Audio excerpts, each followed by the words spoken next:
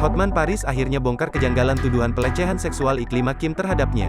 Adanya tuduhan yang mengarah kepada dirinya, nampaknya Hotman Paris tak tinggal diam. Tuduhan pelecehan seksual itu dilakukan oleh mantan asisten pribadinya, Iklima Kim. Tuduhan pelecehan seksual yang diterima Hotman Paris tampaknya berhasil diputarbalikkan. Hotman baru-baru ini justru mengumbar bukti lain yang bisa menyanggah tuduhan Iklima.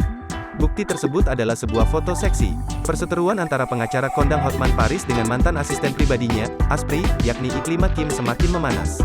Diketahui, Iklima Kim mendadak menjadi sorotan karena memutuskan berhenti menjadi Aspri Hotman Paris.